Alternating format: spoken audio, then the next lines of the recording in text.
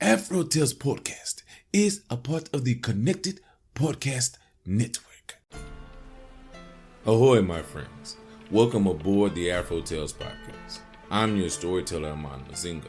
Join me as we explore the tales that grew from the people of indigenous and African descent in the Americas and the Caribbean. After, come and see me, chef, who will impart upon you a recipe for the story you have just heard.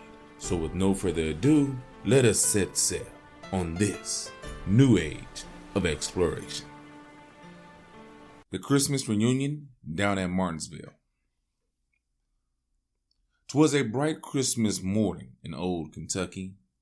Aunt Sally was busy disrobing a duck. A featherless turkey close by her side lay, prepared for the dinner that bright Christmas day. 'Twas a family reunion, and Uncle Joe Moore and his good wife, Aunt Sally, both 10 and 80, had gathered around them their girls and their boys, with their children's children, the grandparents' toys. The girls, all past 30, were helping to make the sweetest tater puddings, the pies, and the cake. The boys and the grandboys, the fires were making. The oldest granddaughter, the biscuits were baking. The little grandchildren, a dozen or more, were having a good time just outside the door, while Uncle Joe Moore, the venerable sire, sat smoking his pipe with his feet by the fire. When the clock told the midday, the feast was complete, and after each member had taken his seat, the venerable sire stood by his chair, with his arms uplifted, offered his prayer. "We take thee, our Father in heaven," he said, "for the abundance of good things before us now spread.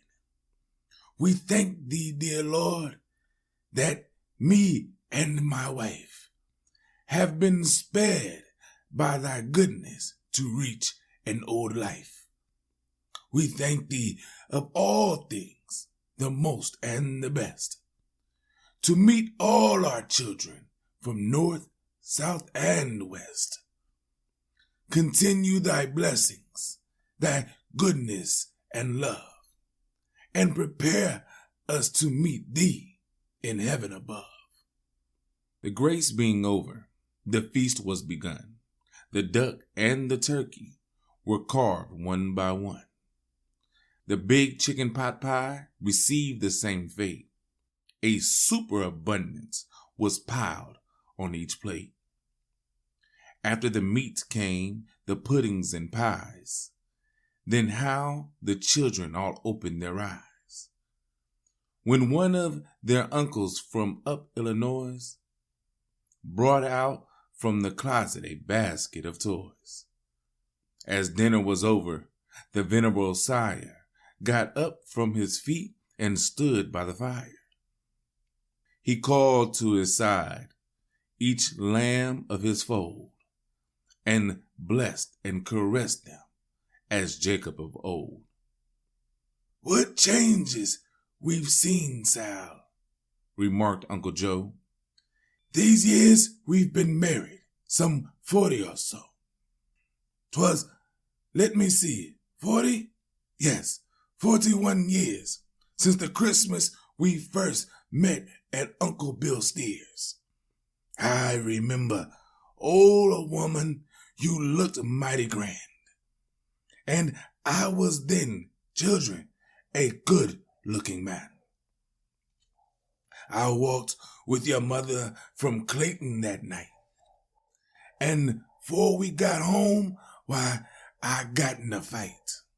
Tom Scott, a patroller, insulted your mother.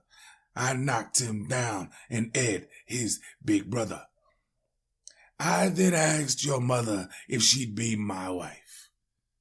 Her answer was, "Yes, Joe, you risked your life for me up the road and licked old Tom Scott. Why, I'll be your wife. Why, Joseph, why not? But the next day, my children, my master sold me to an old nigger trader from East Tennessee. There I worked on a farm without seeing your mother for 80 long days till me and another plantation had run away and met with good luck. For we soon found ourselves on shores of Kentucky. Before my old white folks knowed I'd run away, we too was married that same Christmas Day. We was married in Scottsville by old Pete Brown. He was a white preacher who lived in the town and would marry we slave folks, no matter or not.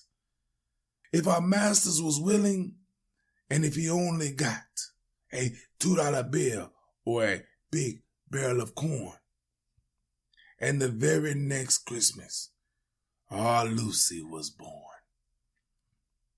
The next of the past that I now can remember was when we moved here, Sal, the following September. And then came the war, Sal, and old master died, while Mrs. and you, Sal, stood by his side.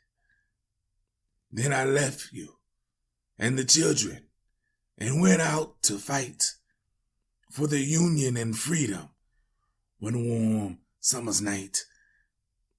Then good Abraham Lincoln, he set us all free, and we had in Martinsville a big jubilee.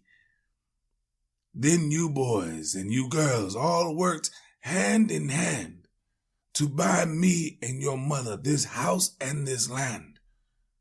Then some of you married and some went out west, while me and your mother, along with the rest, stayed on the old homestead and worked night and day, a farming and trucking, and made the work pay.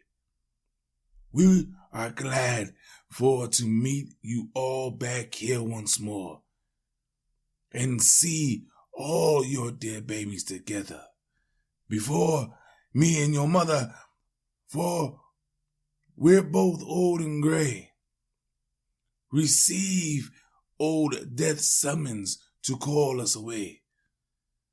God bless you and keep you through life is my prayer. And the venerable sire sat down in his chair. The rest of the evening was spent in a measure, receiving old friends or by chatting in pleasure, till long after midnight, with hearts light and gay. 'Twas a happy reunion, a bright Christmas Day. Thank you for joining us on this voyage. Thanks to Art by Chalet for the logo, episode, and t-shirt designs. You may also get a t-shirt and other items on tpublic.com.